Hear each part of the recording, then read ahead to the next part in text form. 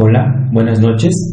Bienvenidos a esta segunda clase de programación orientada a objetos en lenguaje de programación C++. Pues bien, en esta clase vamos a aprender qué es una clase de objetos, qué es un objeto y cómo podemos declararlos, es decir, cómo podemos implementar una clase de objetos, cómo podemos implementar los objetos en un programa escrito en lenguaje de programación C++ a través del paradigma de la programación orientada a objetos. Pues bien, vamos a comenzar. Ok, lo primero que tenemos que saber es qué es una clase de objetos. Pues bien, una clase de objetos es una plantilla que nos va a permitir a nosotros como programadores reutilizar el código fuente que declaramos. Sí, a ver, vamos a hacer una analogía bastante básica, pero me parece que va a ser bastante ilustrativa. Pensemos, por ejemplo, en un molde para hacer gelatinas, en un molde que tiene una figura quizá circular, ¿ok? Esa es nuestra clase de objetos, una plantilla, un molde que nos va a permitir a nosotros, como programadores, generar muchos objetos. En este caso, las gelatinas de forma circular van a ser esos objetos.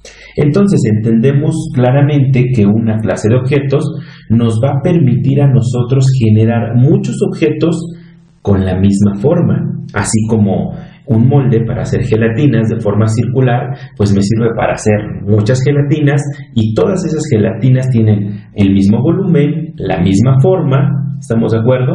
Pero quizá esas gelatinas, esos objetos, pueden tener colores diferentes, sabores diferentes. Estoy hablando de características, ¿ok? Características que tienen los objetos. Recordemos, habíamos mencionado en nuestra primera clase, que el paradigma de la programación orientada a objetos me dice que como programador debo de pensar que el software que estoy diseñando es un objeto y los objetos sabemos que tienen características, tienen tamaño, tienen forma, tienen volumen y también tienen un comportamiento, lo habíamos mencionado. Perfecto, entonces una clase de objetos pues es eso, una plantilla que me va a permitir a mí reutilizar el código fuente, es decir, generar muchos objetos con la misma forma, las mismas características, el mismo comportamiento, ¿ok? Y eso es una gran ventaja. Por ejemplo, pensemos en que una aerolínea, por ejemplo, nos encarga hacer un software el cual le permita vender sus boletos de aviones. Entonces, yo a los objetos de aviones como programador o a los compradores debo de verlos como objetos. ¿Qué características tienen estos objetos? Vamos a pensar que son los boletos los que estoy vendiendo. ¿Qué características tienen? Pues bien, tienen un nombre, o sea, el nombre del propietario del boleto, de la persona que va a viajar. Quizá también tengan el número de asiento que se asigna para poder viajar en la aeronave. ¿Y qué pasa si, por ejemplo, tiene alguna promoción la aerolínea y dice, bueno, pues sabes qué, que por cada viaje te voy a regalar una cantidad de millas para que posteriormente puedas volar gratuitamente, ¿no? Bueno, pues entonces esas serían las características de mi boleto, de mi objeto llamado boleto. Y yo como programador, pues debo de analizarlo y verlo de esa manera para poder utilizar el paradigma de la programación orientada a objetos. Bueno, en un momento más vamos a ahondar un poquito más en este ejemplo. La verdad es que es un ejemplo, es una analogía bastante básica, muy sencilla.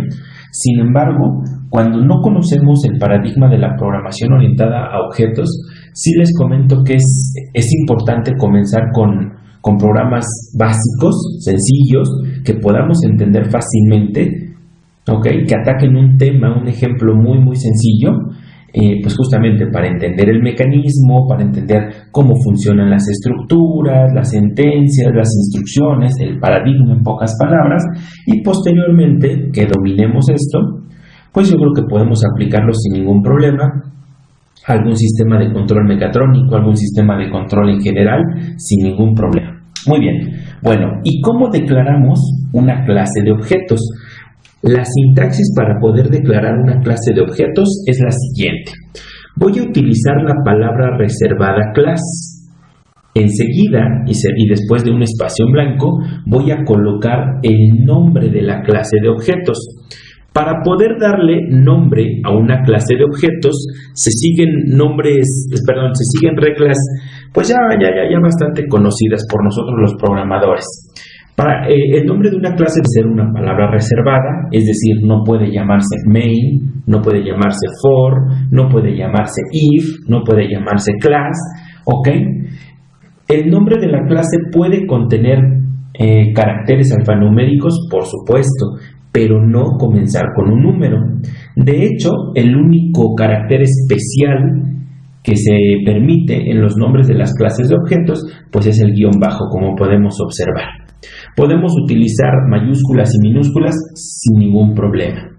Muy bien, la sintaxis de la clase de objetos va a venir acompañada de una llave, son llaves, no son corchetes, una llave de apertura y una llave de cierre. Ojo con esta llave. La llave de cierre termina con un punto y coma. Es importante, la sintaxis del lenguaje de programación C++ así lo determina, ¿ok?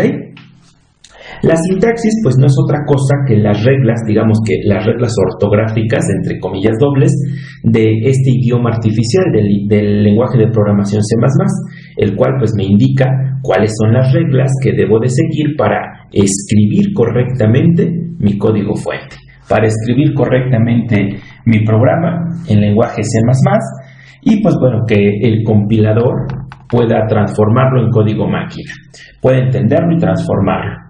Muy bien, ahora bien, en medio de estas dos llaves, pues yo voy a declarar las instrucciones que pues le den forma, que pertenezcan a esta clase de objetos.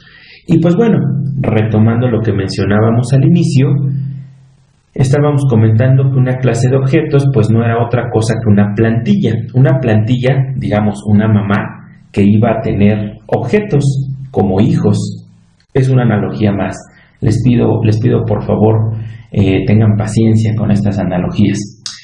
De hecho, pues ¿por qué decimos que es la mamá y que los hijos? Pues porque realmente la programación orientada a objetos toma pues estos fenómenos, estas características que se dan en la vida real. Las mamás tienen hijos, ¿ok?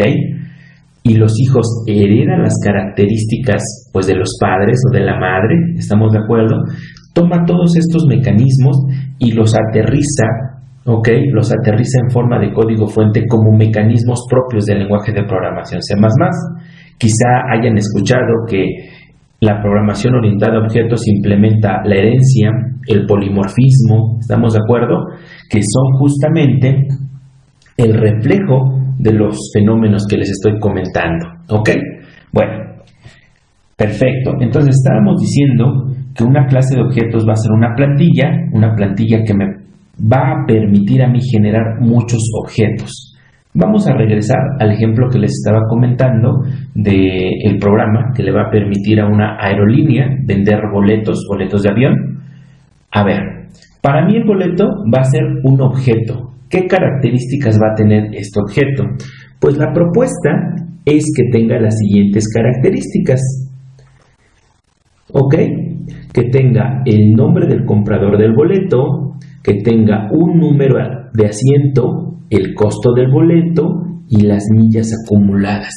Estas son las características que debe de tener el objeto que yo genere a partir de una clase de objetos. Y pues bueno, vamos a hacer un alto.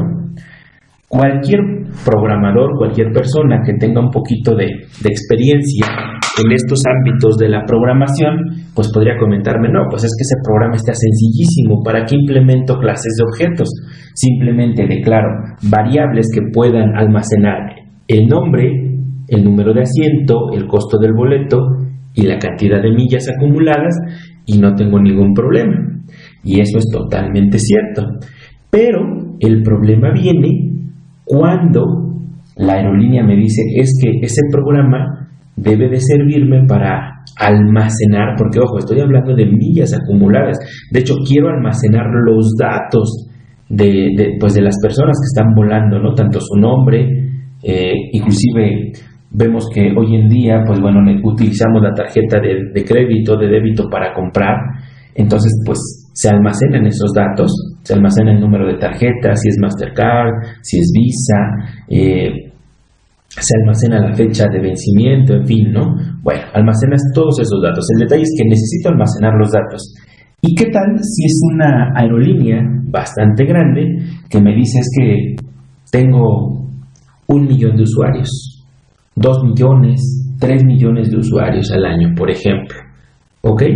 Entonces, aquellos programadores que dicen, no, pues simplemente declaro 1, 2, 3, 4 variables para almacenar pues esta información, el nombre, el número de asiento, el costo del boleto y las millas, pues ojo, ahora se enfrentan a que tienen que declarar 1 millón de variables para almacenar el nombre del comprador del boleto, otro 1 millón de variables para almacenar el número de asiento, otro 1 millón de variables para el costo y otro para las millas.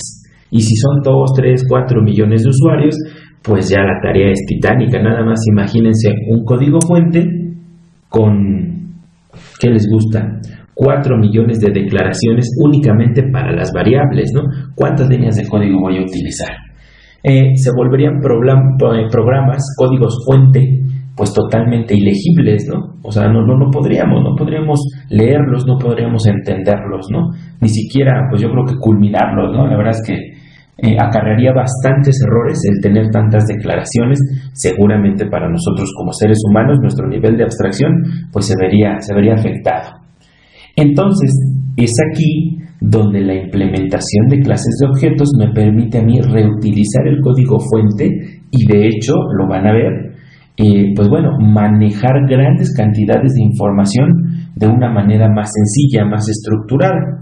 Porque también, por ejemplo, a esos excelentes programadores, yo creo que ahorita ya lo están pensando, pues podrían decirme, pues en lugar de declarar variables, declaro arreglos de variables. ¿Ok? Y eso es totalmente válido. Ciertamente, si estoy hablando de 1 millón de usuarios, pues declaras un arreglo de tamaño 1 millón para el nombre, otro arreglo de tamaño 1 millón para el costo del asiento, en fin, los demás datos.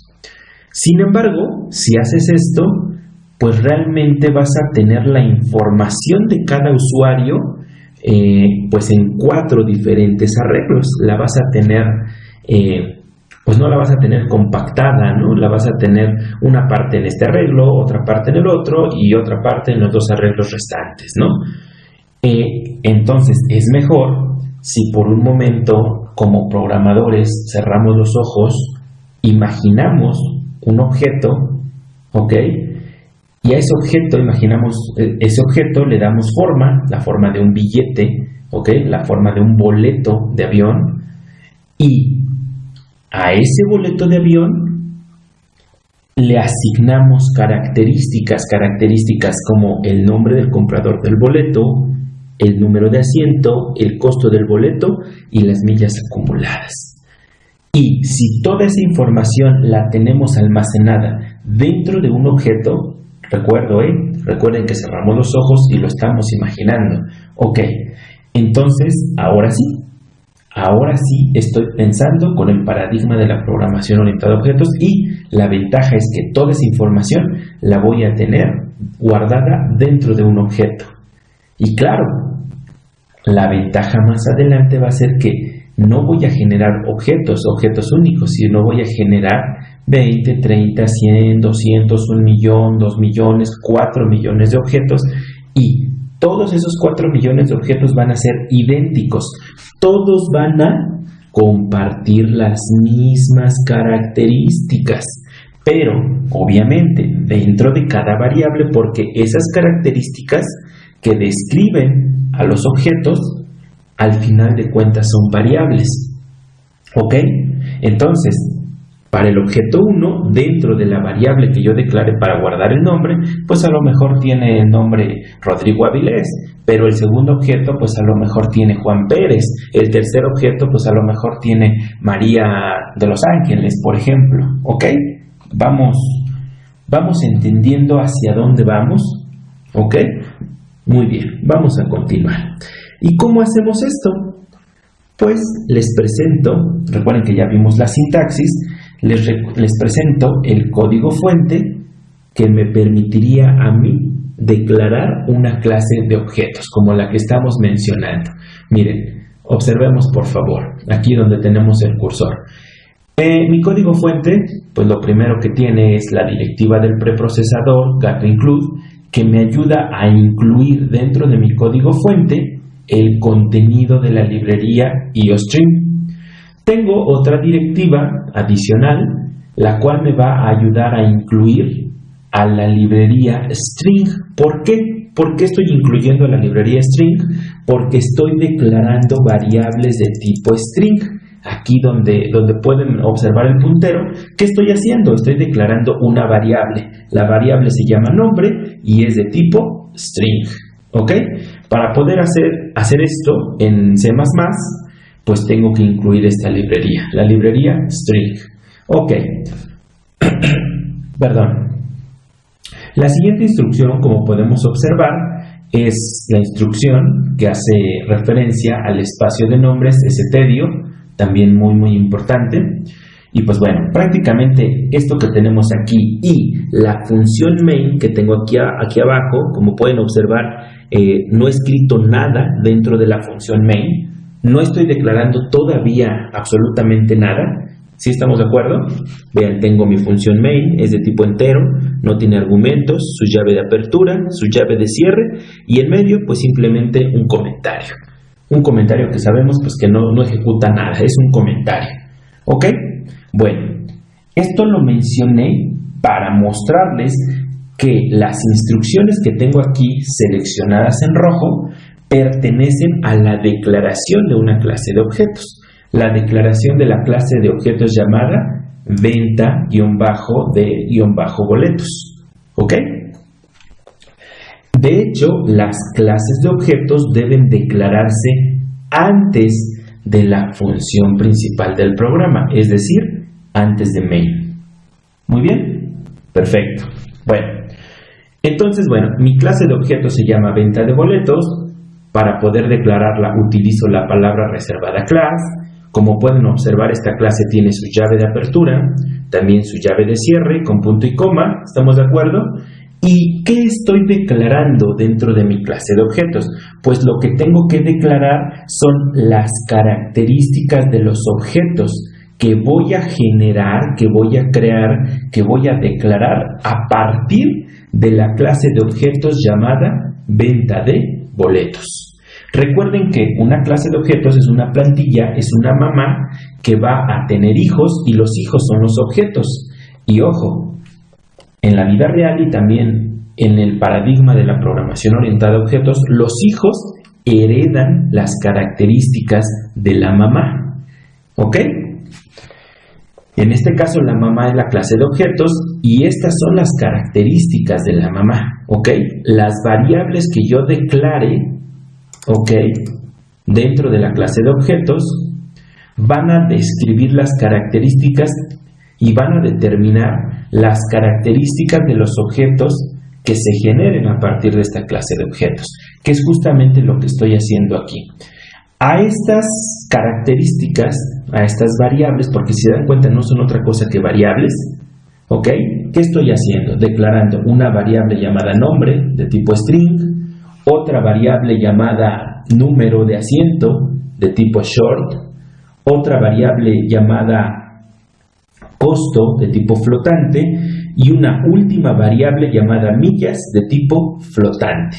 Son variables, pero en el lenguaje de programación C++, a estas variables, por declararse dentro de una clase de objetos y por describir las características de una clase de objetos, se les conoce como atributos.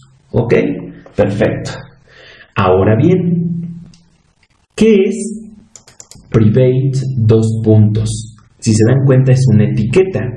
Más que una etiqueta, es un modificador que va a indicarle o va a indicar al compilador que las variables que yo declare después de la etiqueta, después del modificador private, todas estas variables, llamadas atributos, van a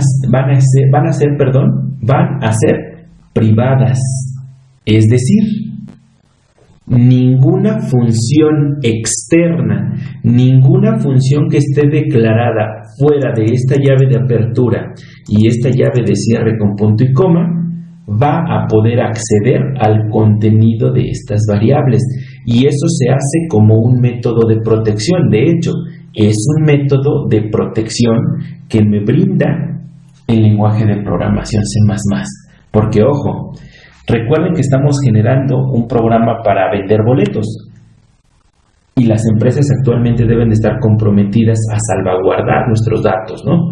Nuestros datos personales. Entonces, yo no quiero que cualquier otra función, ojo, ninguna función declarada fuera de la clase, ni siquiera main, pueda tener acceso ni como lectura y mucho menos como escritura sobre el contenido de estas variables. Para eso me sirve el modificador private, para proteger el contenido de estas variables, ¿ok? Y pues bueno, esa protección tiene un costo. ¿Cuál es el costo? Que tengo que declarar funciones, métodos que sí tengan permiso, y esas funciones y esos métodos debo declararlos dentro de esta clase de objetos, ¿ok? En un momento les explico cómo. Es mucha información, yo sé que es bastante información, sin embargo, bueno, pues les pido que en algún momento, si tienen alguna duda, algún comentario, pues puedan pausar este video tutorial, puedan regresarlo. De hecho, les sugiero que tengan a la mano el PDF, vayan tomando nota, y después de que toman nota, pues puedan ir realizando el programa, ¿ok? No les recomiendo que únicamente estén copiando y tecleando en su computadora el programa, porque así no se aprende a programar.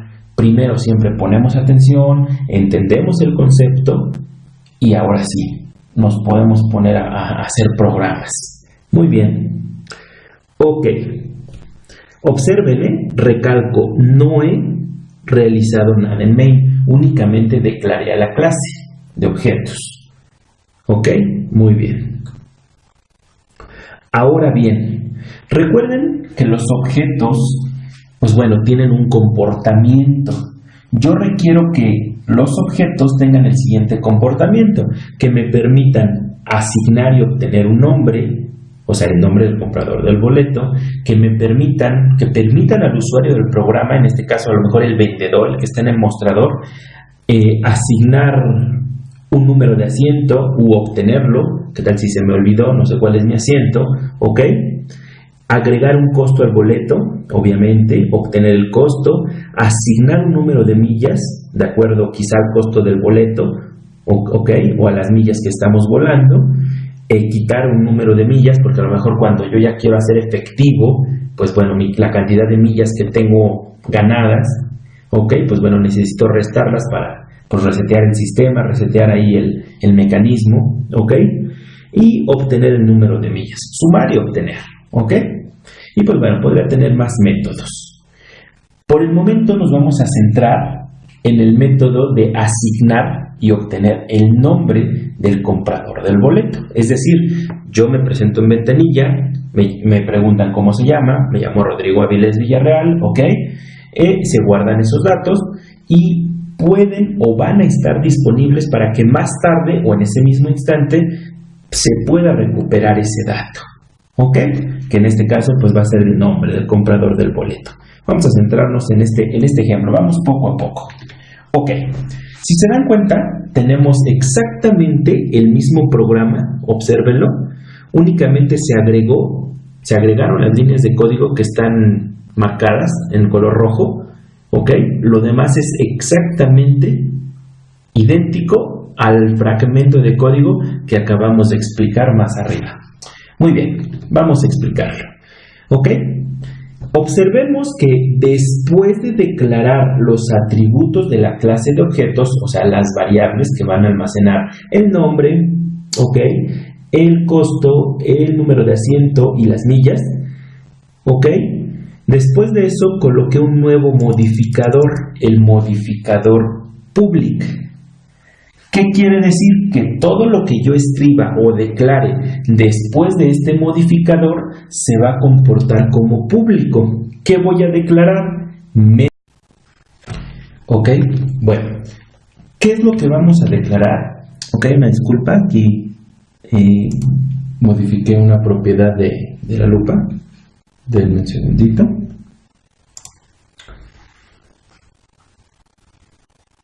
Vamos a cambiarla. Un segundito. Ok, aquí está. Vamos a invertir los colores para regresarlos al... Ok, aquí estamos. Muy bien. Bueno, pues estábamos mencionando que lo que vamos a declarar después de el modificador public van a ser las funciones o los métodos que van a describir las características, van a describir el comportamiento de los objetos que declaremos a partir de la clase de objetos llamada venta de boletos. Eso es exactamente lo que vamos a hacer. ¿Qué métodos estamos declarando aquí? Pues estamos declarando, ¿ok?, al método asignar nombre y al método obtener nombre, como podemos observar. Vamos a verlo, vamos a explicar uno por uno, ¿ok? Deben de escribirse exactamente después de que escribamos el modificador public. Si no, estos mismos métodos el compilador va a pensar que también son privados y no se podría tener acceso a ellos. Ahora bien, al ser públicos, ¿qué quiere decir? Que cualquier función puede invocar, o pueden ser más bien, estos métodos, estas funciones, pueden ser invocados desde cualquier función, por ejemplo, dentro de main, ¿ok? Pueden ser invocados, llamados, no pueden ser modificados, ¿ok? No puede ser modificado el comportamiento del método, sino invocado o llamado. Muy bien, vamos a regresar acá. Ok, se está declarando una función, no es otra cosa, se le conoce como métodos porque son funciones que se declaran dentro de la llave de apertura y de cierre de una clase de objetos, pero son funciones, ¿ok? Bueno, a esta función, a este método llamado asignar nombre, se le declaró un argumento de tipo string. Recuerden que los argumentos, pues nuevamente, no son otra cosa que variables que se declaran en medio de los paréntesis, y estas variables, estos argumentos, pues nos sirven ¿para qué? Para permitir la comunicación entre las funciones, para que las funciones puedan recibir la información con la que van a trabajar. Para eso nos sirven los argumentos. Ok, este método es de tipo void, lo cual indica que cuando finalice este método no va a regresar ningún valor. Y pues bien, ¿qué es lo que hace este método? Este método, como podemos observar, tiene su llave de apertura, su llave de cierre, ¿ok?, que delimita la o las instrucciones que pertenecen a este método. Muy bien. Pues lo que va a realizar es lo siguiente, una asignación. Aquí podemos observar el operador de asignación. Va a recibir como argumento el nombre del comprador del boleto y ese nombre lo va a guardar dentro de el atributo o dentro de la variable llamada nombre de tipo string que declaramos aquí. Un detalle bien importante.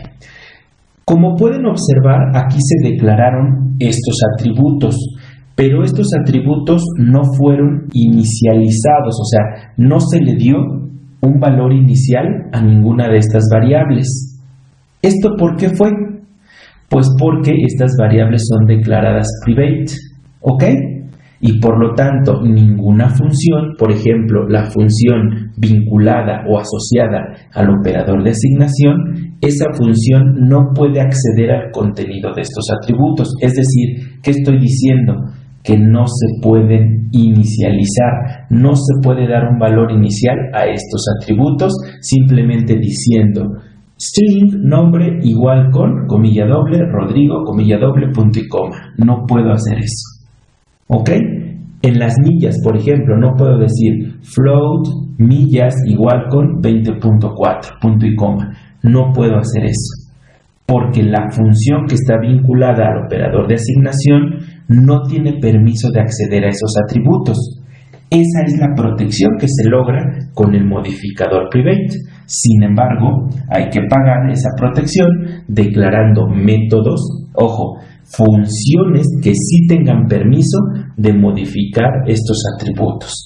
Y esas funciones, esos métodos, se declaran dentro de la llave de apertura de la clase y dentro de la llave de cierre pues de la misma, como podemos observar, ¿ok?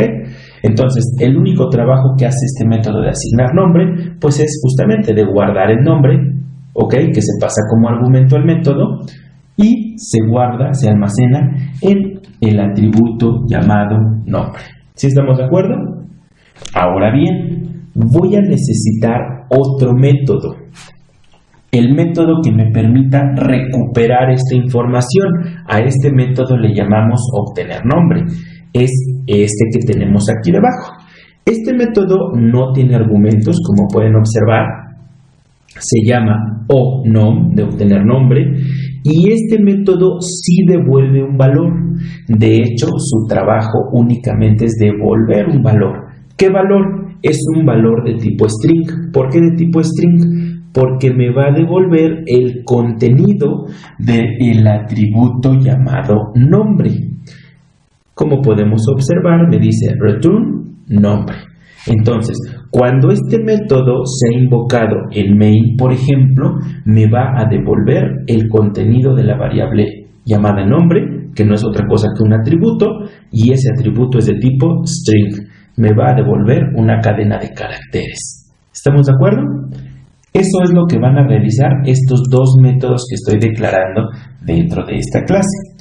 Y yo sé que hasta ahorita, bueno, ya es mucho el trabajo, la verdad es que sí. Sin embargo, pues bueno, la protección, como les mencionaba, el private, pues se paga, ¿cómo? Pues declarando líneas de código, y también la reutilización del código nos puede ser muy útil. Les voy a explicar cómo. Ok.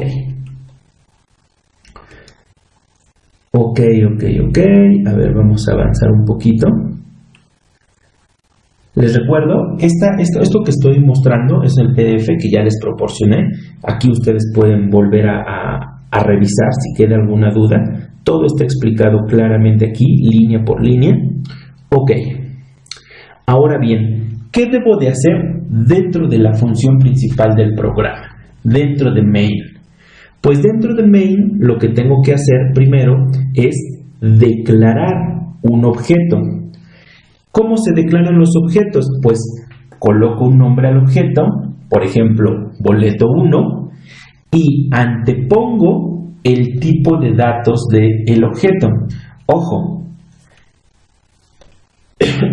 perdón. En el lenguaje C++ existen dos tipos de datos, los primitivos y los derivados. Los primitivos son los que ya están definidos en el lenguaje de programación, por ejemplo, las los tipos int, float, bool, char, string, esos son los tipos primitivos. Sin embargo, los tipos derivados se definen o se declaran cuando se generan o se declaran una clase de objetos u una estructura o una estructura de objetos. ¿Qué estoy diciendo? Que cuando generamos una clase de objetos o una estructura de objetos, ¿ok? Generamos un nuevo tipo de datos. Y ese nuevo tipo de datos se llama exactamente igual que o como el nombre que le dimos a nuestra clase de objetos o a la estructura de objetos. Más adelante veremos el tema de estructuras de objetos. ¿Ok? Entonces, el tipo de datos es el nombre de mi clase de objetos y por lo tanto puedo decir que, en pocas palabras y de una forma muy coloquial, este objeto es hijo de esta clase de objetos. Eso es lo que estoy declarando aquí. Y entonces, ¿Qué logro con todo esto? Les voy a pedir nuevamente que cierren sus ojos por un momento y se imaginen a este objeto llamado boleto 1, ¿ok?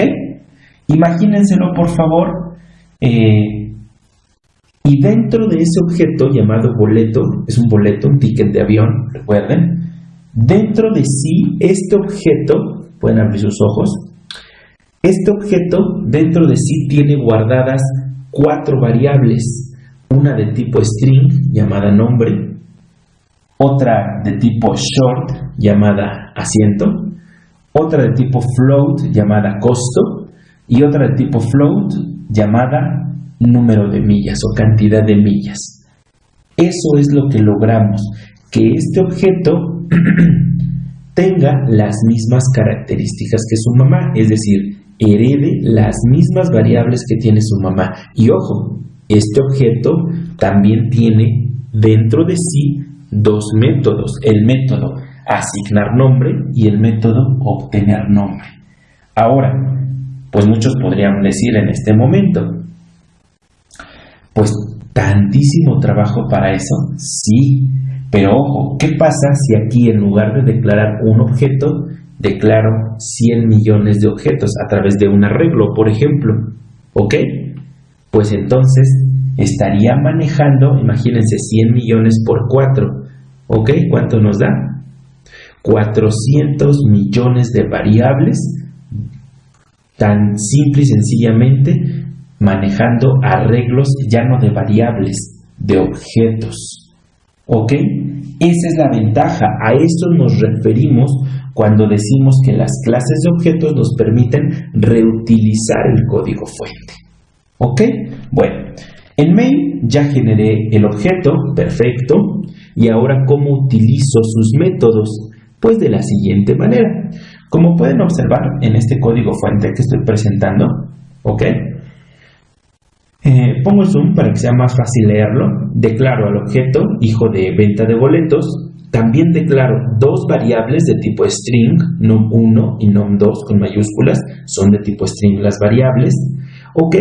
Y a través del objeto cout y el operador de inserción, solicito que se introduzca el nombre del comprador del boleto. Ese nombre ingresa a través de la entrada estándar, es decir, a través del teclado, utilizando al objeto sin y al operador de extracción, y ese nombre se deposita en la variable llamada nom. Ojo, estas 2 son variables y este es un objeto. Un objeto tiene almacenado dentro de sí variables y métodos, pero una variable es solo eso, un espacio en la memoria RAM para almacenar información. Entonces, recibo ese nombre y ¿cómo se lo paso al objeto?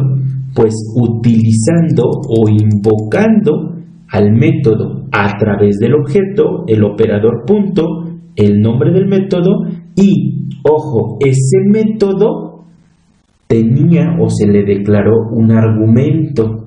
¿Recuerdan?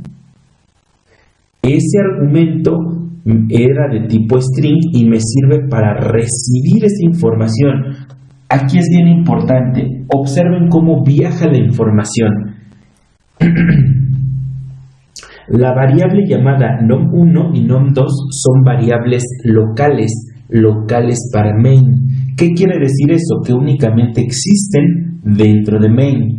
Entonces, esa información que yo tecleé, que yo ingresé desde el teclado, se pasa como argumento y este método se encarga de guardar esa información dentro del atributo llamado nombre que se encuentra en el objeto llamado boleto 1.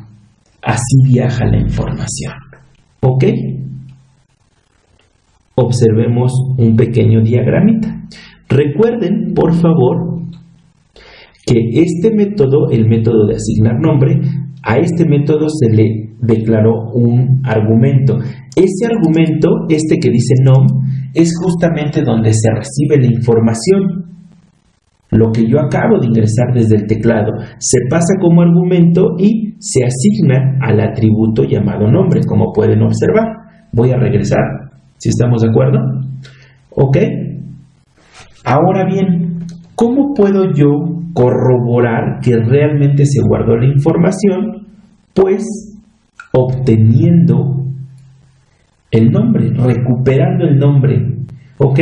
Y eso lo voy a hacer a través de el método obtener nombre, utilizando el objeto llamado boleto 1, al operador punto, el nombre del método junto con sus paréntesis. Ojo, esta vez no paso ningún argumento porque este método no tiene argumentos.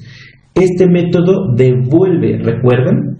Devuelve el contenido de la variable llamada nombre, el contenido del atributo llamado nombre, y lo deposita en la variable local para main nom2, que también es de tipo string. Debe de ser de este tipo, ¿ok? ¿Por qué debe de ser de este tipo? Porque el método obtener nombre devuelve un tipo string. Y pues muestro simplemente en pantalla el contenido, ok, observemos el contenido de la variable llamada nom2. Ojo, son dos variables diferentes. Y el resultado de compilar y ejecutar este código fuente, pues sería el siguiente. Primero me va a solicitar el nombre del comprador del boleto para posteriormente, ok, mostrarme en pantalla pues el mismo nombre que yo ingresé. Pero ojo, la información ya viajó, se almacenó en el objeto y la estoy recuperando nuevamente. ¿Ok? Pues bien, por esta clase es todo. Este ejemplo aún no termina, los veo en la siguiente clase. Me gustaría que pues vean el video, lo regresen las veces que sea necesario, lo pausen y pues estamos al pendiente de cualquier duda. Muchísimas gracias.